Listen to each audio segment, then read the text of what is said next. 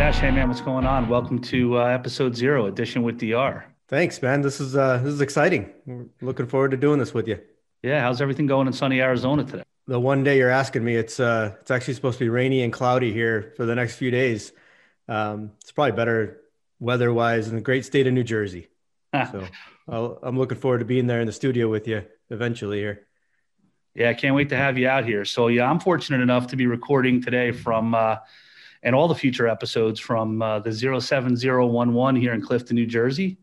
You know, Clifton is a special place to me. It was terrific finding this studio in this location. You know, Clifton has the Mustangs, you know, great hot dogs. We're known for our hot dogs here in the city of Clifton. This slick studio that I'm sitting in, which is awesome. Marvin over here putting this all together. And it also happens to be the town I grew up in. So to you future guests, Hitesh, when you were able to come to town, a little local history, some real good eats, and a couple of cold beers are on me. Looking forward to having people here in studio. Yeah, man, I'm excited to be there. I obviously with COVID and with the current situations, we're remote, but hopefully within the next couple of months, I'll be up there. Excellent, excellent. Well, you know, thanks to our sponsors, we'll drop episodes going forward. And we're looking forward to, bringing in new and exciting guests, which we'll talk about a little bit later. For this episode, we really just wanted to kind of kick things off and say hello. Let everybody know that Dishin with DR is a new podcast that we're excited to talk about and cover some wireless initiatives, wireless news, but also talk about the larger ecosystem of wireless and how everyone's impacted by it, whether they know it or not, and how things, are going to get better going forward, get faster going forward, and, cover everything from technology to the end user. So this episode is sponsored by RK Squared. It's kind of a given, I guess, at this point. RK Squared is flexible, transparent, on time and under budget. It's a fresh new approach to in-building. RK Squared is redefining the in-building space. So let's start this conversation. What do you think? Sounds great. Yeah, thanks to RK Squared, and I'm excited to kick this off. Let's go. Well, real quick first, a little bit about, us, I guess, right, Hitesh? It's a good place to start. So if you don't mind, I'll go ahead and kick that off. So I'm Dennis Rigney, and I'm a partner at RK Squared. I head up sales and business development, been in this industry for, 20 plus years at this point, all different roles. Right before RK Squared, I was with Solid for a decade, Solid Americas for a decade, led partner channels there, business development, and got to meet Hitesh, which we'll talk more about in a little bit. Before that, I was with Nextel Sprint, and that's kind of where my in-building or my wireless experience started, and really looking forward to sharing some of that history with the guests, sharing some of that history with the viewers, and, bringing it all back together here through Dishin with DR. Yeah, so from my standpoint, partner with RK Squared as well. Been there for a few months now. Pretty exciting stuff going on. We've got a really bright future here with that company, so excited about that. I'm responsible for engineering and all the engineering and the technical efforts there. Prior to that, I was the VP of technical sales for Solid Americas, and that's once again kind of Dennis mentioned. We met there about 10 years ago, so I was there for 10 years. Spent several years before that at Rizzo Consulting doing wireless integration work there, national wireless engineering firm, ran the engineering group for them as well. So I've been in the space for a total of about 20 years. Excellent. Well, listen, we can't start off without going back in time just a little bit, talking a little bit about how we got together and, kind of how this thing started, just over a decade ago, almost, 10 and a half years ago, and kind of where we got our start and, what it looked like then, and then kind of where we are today, if that makes sense. I'd like to bring us back to when Hitesh and I first got started at Solid together, September 2010, brand new organization in the U.S. and two eager, willing participants to help spread the word for the OEM.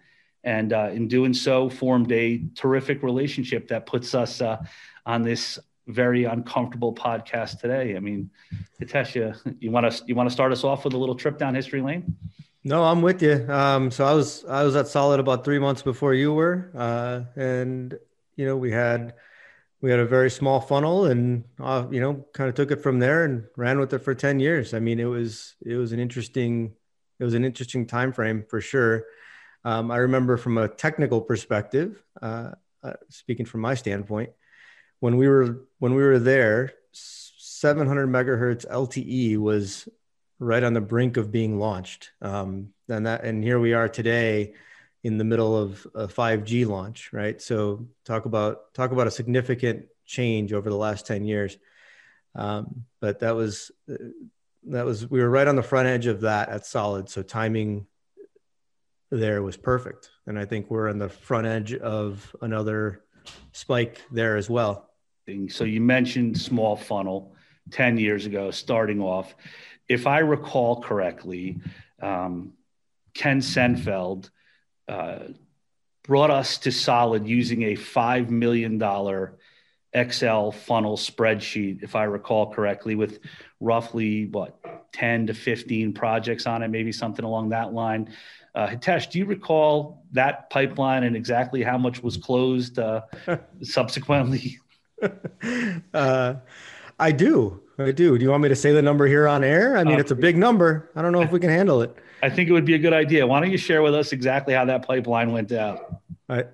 I think of that $5 million, I think it was zero. Was actually closed. So it was a great launch into the beginning of Solid there. So is it fair to say that Ken's sales job is one of the best in wireless, or at least in Solid history? To get us on, yeah, that's exactly what it took.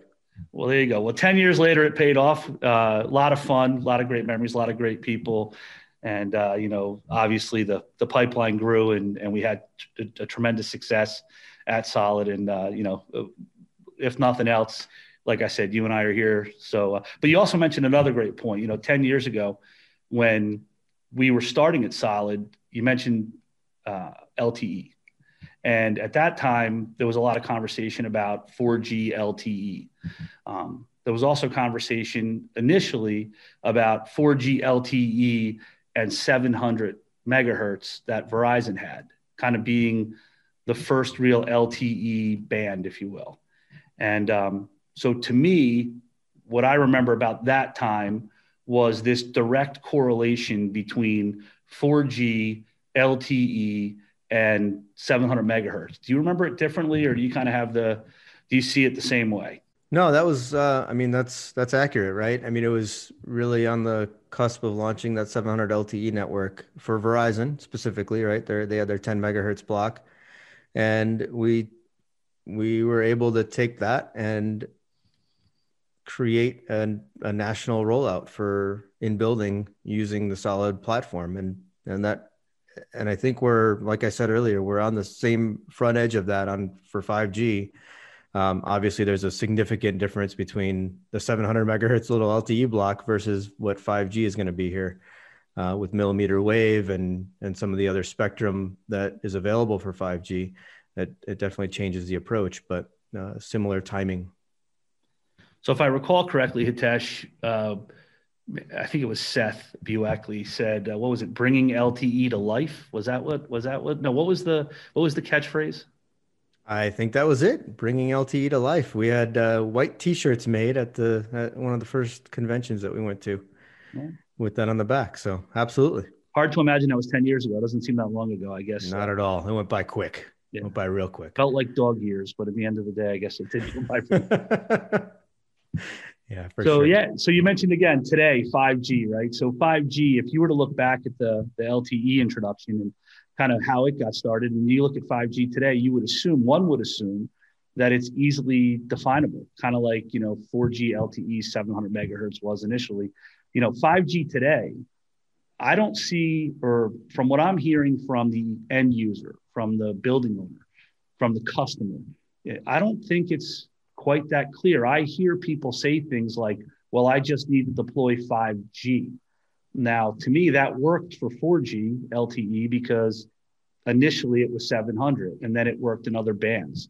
But today, when people say I need to deploy 5G, to me, it's more of a confusion than it is an actual, achievable, or I'm sorry, not achievable, but it's not as clear on how you're going to achieve that. Any thoughts on that, Hitesh? No, that's very true, right? So there's a lot of confusion around what 5G really is and what it really does. Is 5G really just focused on your mobile device? No, right? I mean, there's all sorts of different applications for it that are a lot more important than just a little bit faster throughput on your cell phone.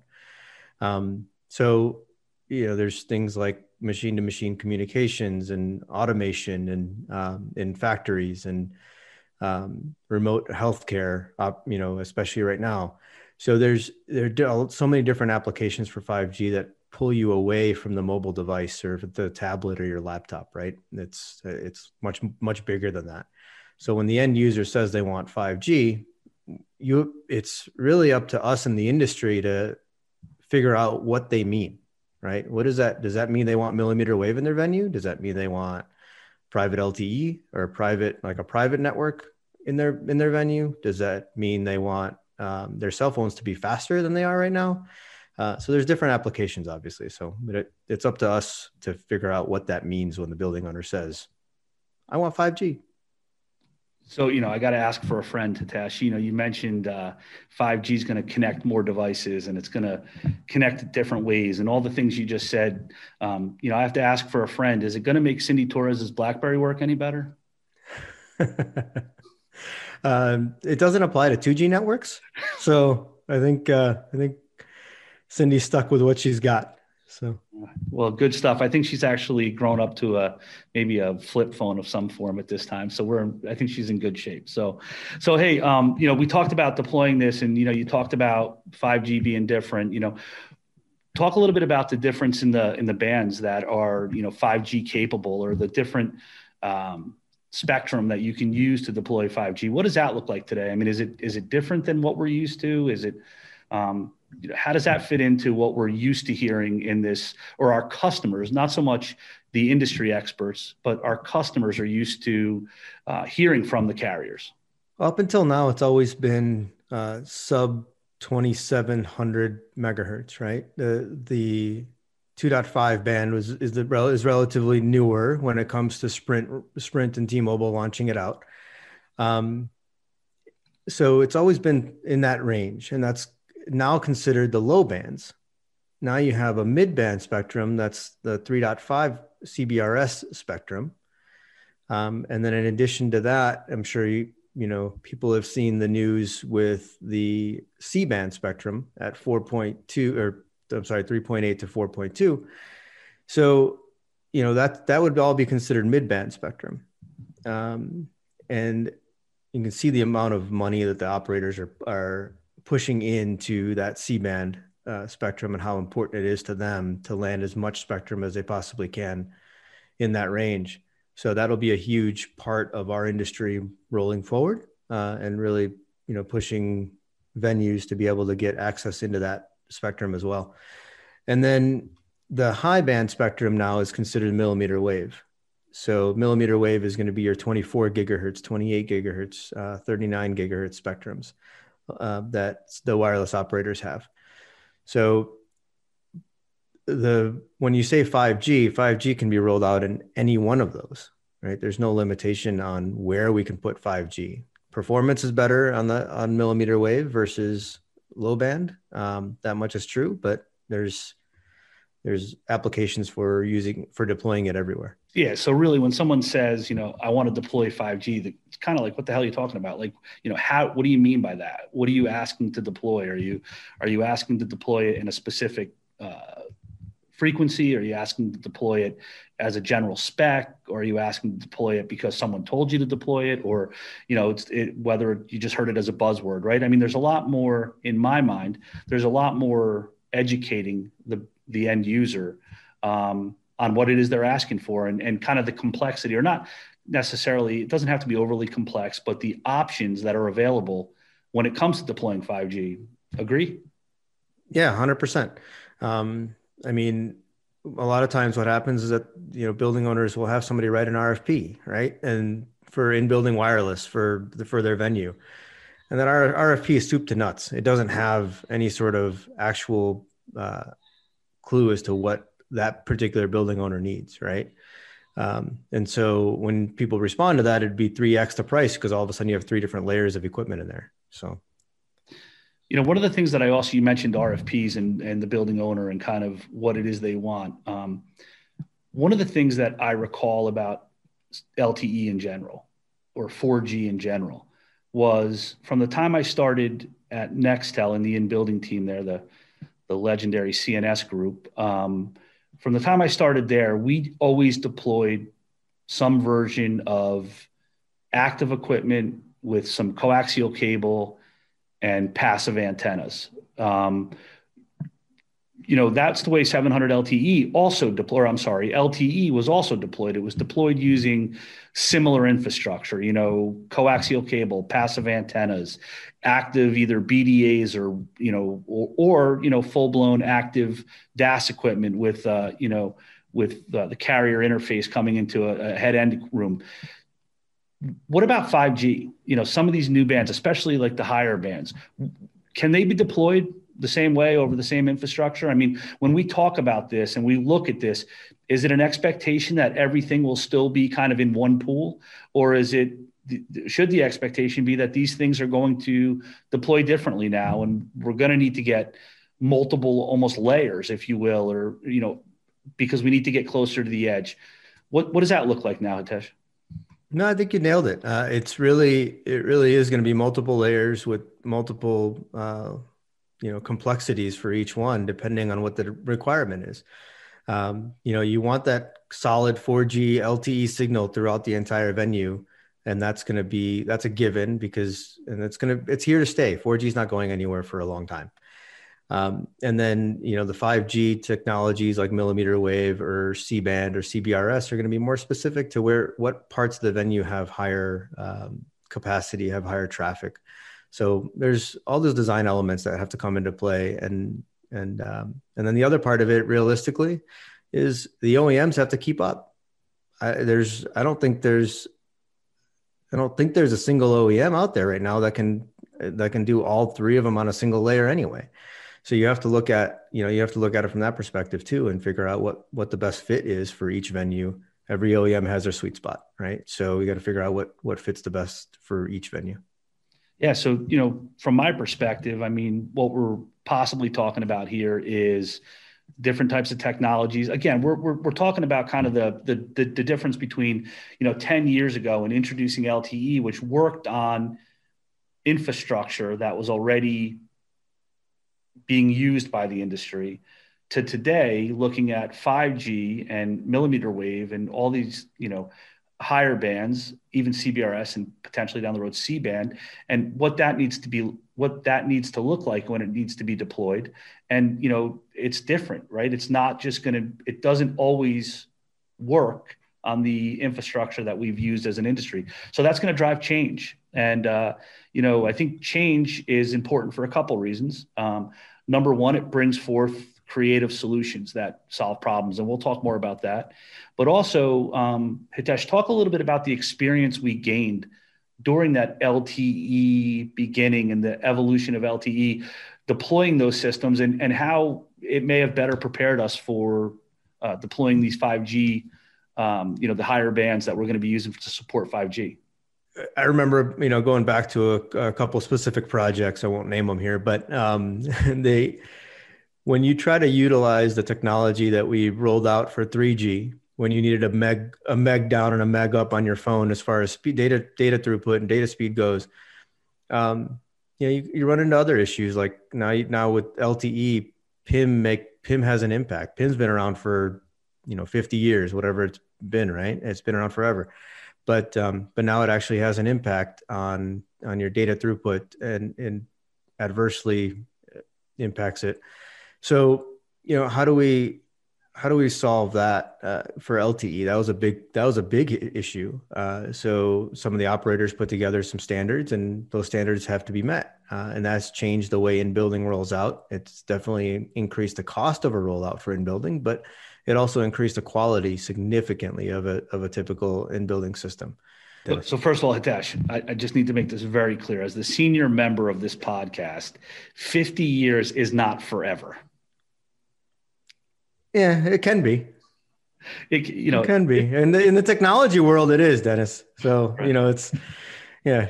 Well, then I'm a dinosaur. And to me, 50 years is a really long time. I'm just saying. So Hitesh, a lot of what, I guess, summarize what you were talking about what LTE did is it drove kind of new standards in the way we design, in the way we deploy, in the way we test, in the way what we expect as a performance of a wireless device or the wireless network that supports that device. And in doing so, what really caused all of us? You mentioned PIM's been around forever.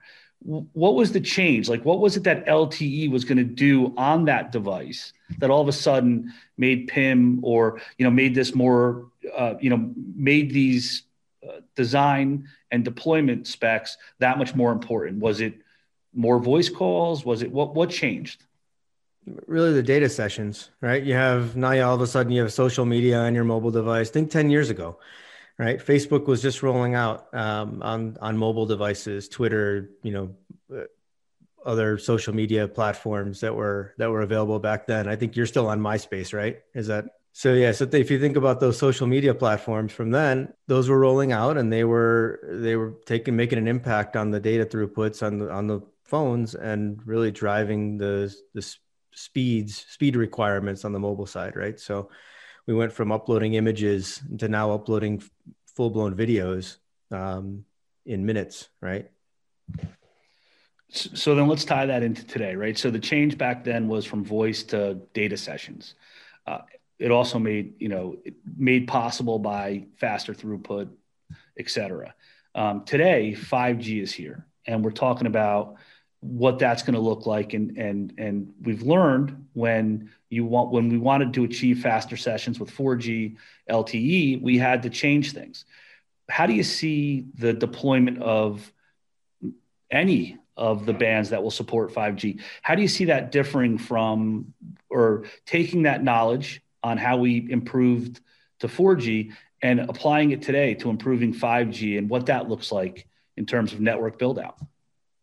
Yeah, I think it just it gets back into the quality of the network again, right? So if we're talking about that low band spectrum, the operators will start transitioning some of their spectrum into 5G spectrum. Some of the 850 megahertz band, for example, is already moving towards a 5G spectrum. Um, T-Mobile is already, using 5G on some of its spectrum as well. So once again, quality is really where it's going to come down from the installation side. If the installation of the network is extremely high quality and it's been PIM tested and it follows all those criteria, I think we'll be okay on the low band spectrum. The higher band spectrums are going to require fiber to the edge type deployments, right? So a lot of the OEMs are starting to roll their version of fiber to the edge type, infrastructures out to the market. So as we see those coming out, we determine which one makes the most sense and which ones are carrier approved, and we roll with them. So when you say fiber to the edge, you're really talking about radio at the edge, right? Something active at the edge of the An network. active antenna at the edge of the network. Right now, you mentioned all that passive coax and all of that. You get rid of all of that, and you put fiber or copper or Cat5, whatever, or Cat6, whatever the requirement is by the OEM. We roll that out to an active antenna at the edge. So kind of tying that all together, what we've learned over the last, what you and I personally, and this is really more of our history than it is in educational. I mean, a lot of this is common sense to the wireless industry. Again, our focus is on the end user, the building owner, the customer. So this is, not intended to necessarily be some breakthrough in the wireless space. Just a conversation about how we kind of got here from 10 years ago to today. And, so what I'm hearing though, you're saying is that we learned a lot deploying a new network, data network 10 years ago. We can apply some of that to the 5G network that we're deploying today. We're going to use some new technology. We're going to use some new spectrum. And I think we're going to, enable a lot more devices. So is 5G truly intended to be the handset? Is it truly intended to be your iPhone or your Galaxy phone that you're carrying around? Or is the target bigger than that this time around? That's much bigger than that. That's really the least impacted part of it, right? I mean, It's all, like I said earlier, it could be hospital beds. It could be hospital devices in healthcare, right? It could be remote surgeries. It could be, you look at like an automotive factory, right? It could be the machine to machine communications, automation, providing 5G coverage to the racetracks for the cars to do their testing on. I mean, the opportunities are endless, and new use cases and new configurations are coming out every day. So it's an exciting time to be part of this space. Yeah, it is exciting. And, um, as we mentioned earlier, the past 10 years really has gone by quickly. I think wireless, if you're not happy with the way things are going, just wait a year and something will change and something new will come out, or we'll always be chasing something, which makes this industry not only exciting, but it constantly reinvents itself and constantly brings new challenges. And for that, I think it brings a lot of talent into the industry, and it challenges not only the carriers, but it challenges the OEMs and the systems integrators and the designers to stay alert, to stay on top of things, to learn more. And that makes it a lot of fun. And I think it's this industry has done in many ways, it's kind of the unsung part of a lot of what goes on in the world. Not everyone realizes how often they're touching a private or in-building or quote unquote in-building network when they're driving through a tunnel or walking through an airport. They just expect their phone to work. And so I think it's very exciting. I'm glad to be a part of it. I've been in it, as I mentioned earlier, I've been in it for over 20 years, and I look forward to the next 20. So let's talk a little bit more about why we're doing this show, Hitesh, now that we kind of covered the past 10 years and what brought us together and, our take on the past 10 years in the industry. Let's talk a little bit about, why we're actually doing this podcast. Make sense? Aside from the fact that you're just getting stir crazy there in New Jersey, is there anything beyond that? No, yeah.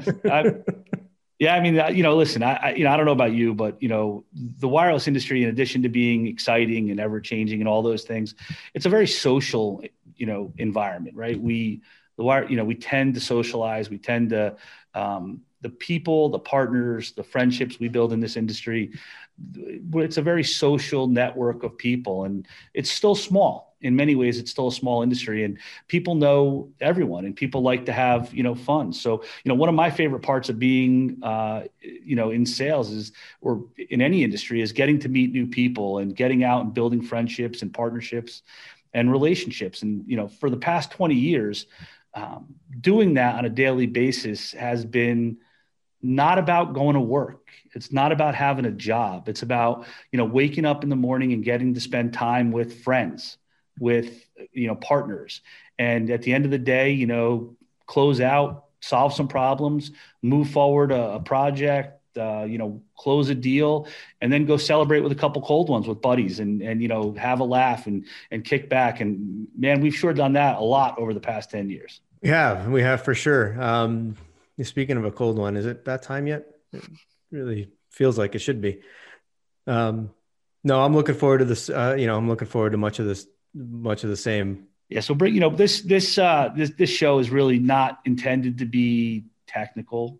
It's not intended to be your one-stop shop for the latest and greatest, on new technology. It's intended to be hopefully, a social atmosphere where, our guests can come in and we can talk a little bit, be casual, have a conversation, talk about not just specifically the in-building industry, but talk about kind of the ecosystem that is supported by the in-building industry, or that the in-building is supported by, right? I mean, those are the people that need our equipment, and those are the people we support with our services. So, that's really the goal here, is to, have an atmosphere where people can sit back, relax, hopefully laugh, a few times. Hopefully you and I will get a little bit better at this whole staring into the camera thing and become a little bit more comfortable with it. But, well, I'm hoping to really be there instead. And I think that'll definitely be better.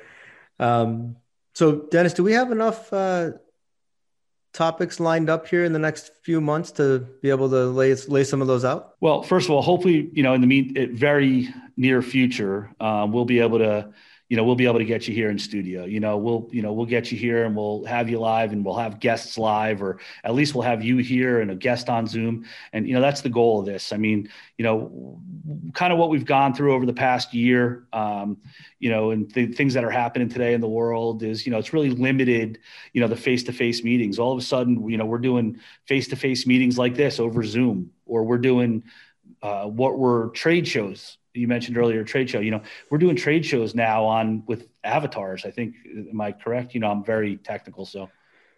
Yeah, I attended one of them where I felt like I was, all those years of playing video games really paid off. I mean, I was getting paid to show up at a trade show and as a video game character. So pretty cool. The concept of I mean, I will say this, right? For the marketing folks in our industry, in the wireless space, and not just our industry, in all industries, the ability to shift from trade shows to virtual trade shows and kind of keep the information flowing and keep people informed. Amazing, right? Changing a tire on a moving car is an understatement for what they went through, and just a magnificent job of continuing to keep people informed. And I'll tell you, it's I have not, I'm not a big virtual person, but I have poked around a little bit, and the information is still all there. And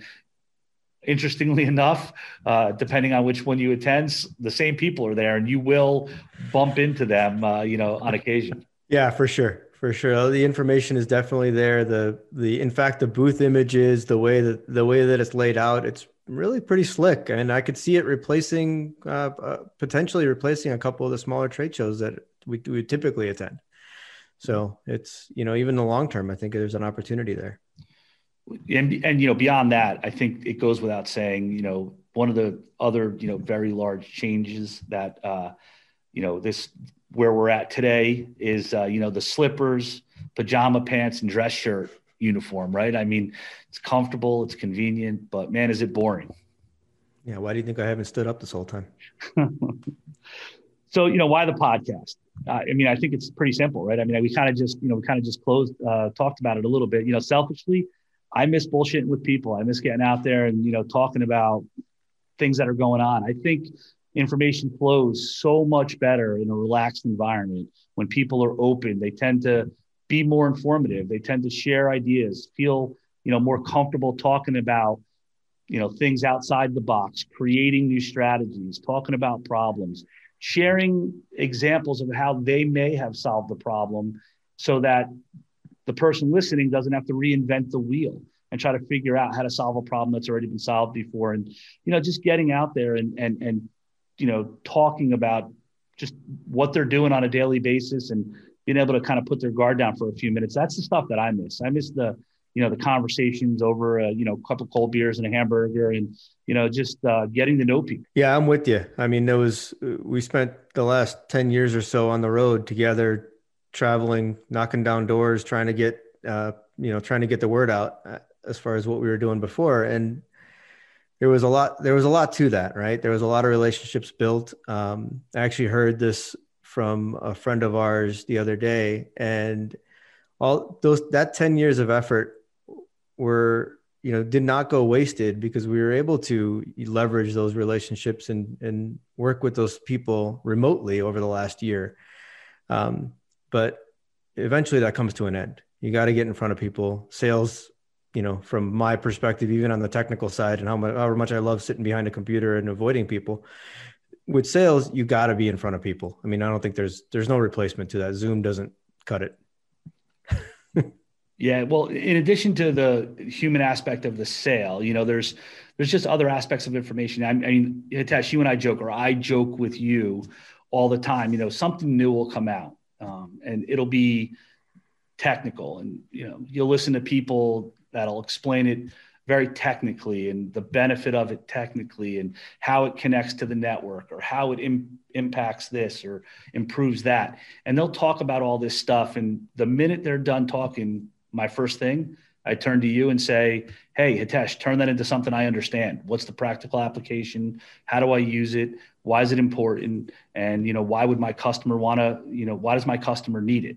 And all of that technical stuff that you like, that you absorb, that you take in over that casual conversation becomes a usable piece of information for me to go out and solve a problem or talk to someone who's not technical, the building owner, the student, the university, I should say, supporting the student.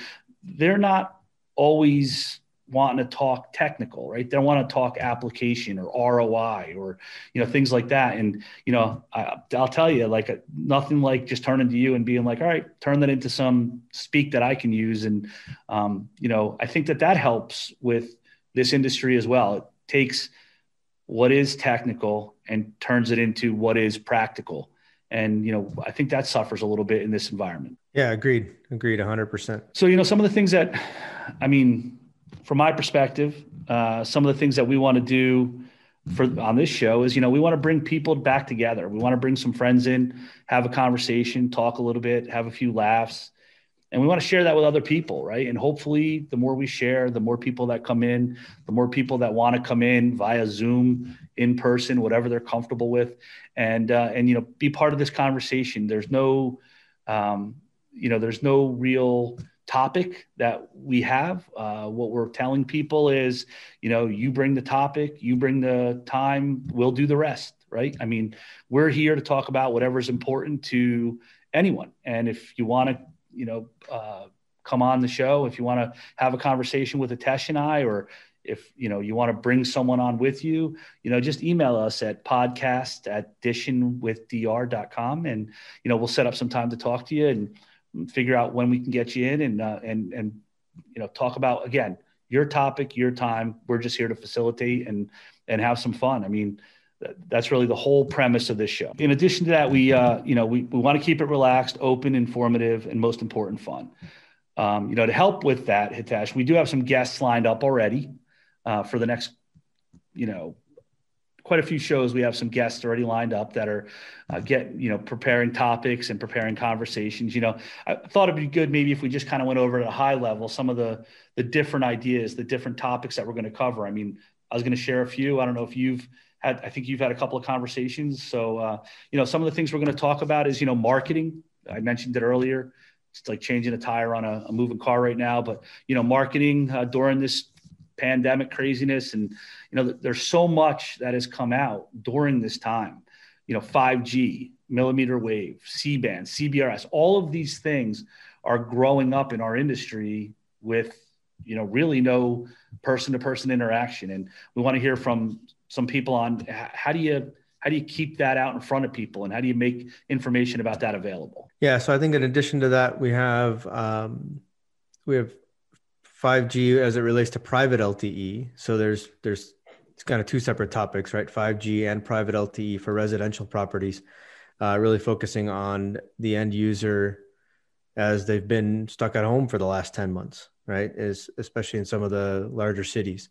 So how does that impact, and what does an in-building system, or what does a DAS do for that type of application?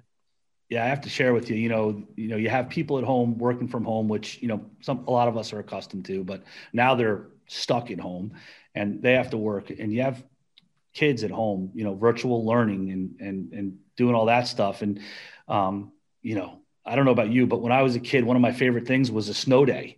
Do they even exist anymore? Now that you have all these tools set up, the school can basically never call a snow day because you're kind of you're set up to work from home and all the stuff's there. That would be horrifying if I was still in grade school.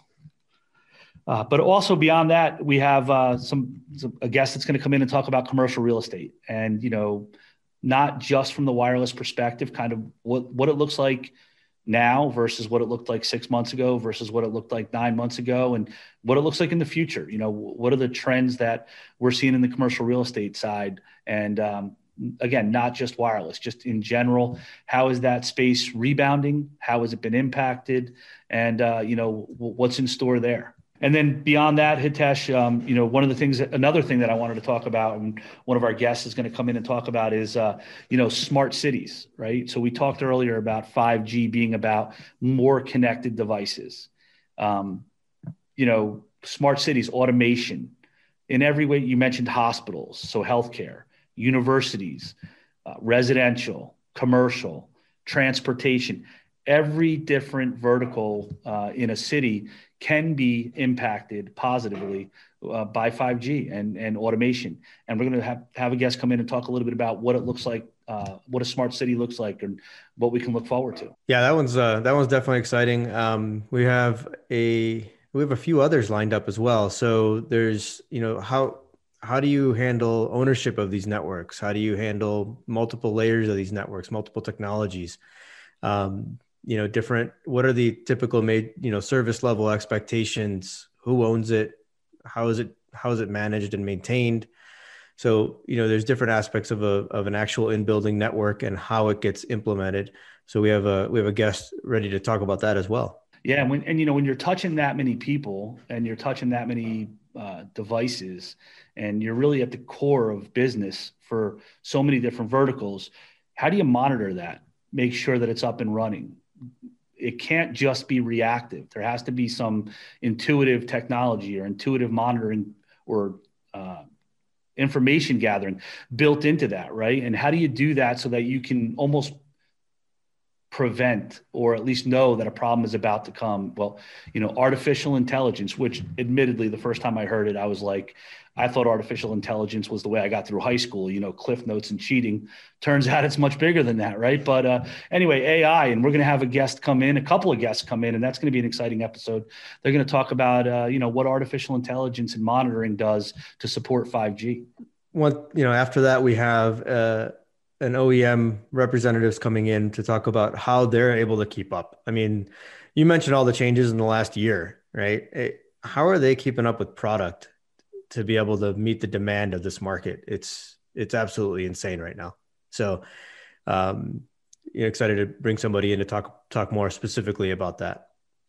Yeah, and as you mentioned earlier, not only the OEMs, but in the DAS OEMs, but also the components that go along with that. Your fiber, your connectors, all the other ancillary equipment that goes along with the actives is also changing. And all of a sudden, you may need a fiber to the edge radio, or you may need a small cell, or you may need this type of fiber, or whatever it may be, or a different type of connector. And where do you find all that? How do you get all that? How do you logistically manage all of that being shipped to a job site? So I think, we're going to talk to some distributors, and we're going to talk about what they bring to the table, not only as far as being able to buy parts and pieces, but what they bring to the table from a logistical standpoint, and how they help support 5G and in not only the wireless infrastructure, but also the application space and what they're doing to bring an end-to-end solution to the market.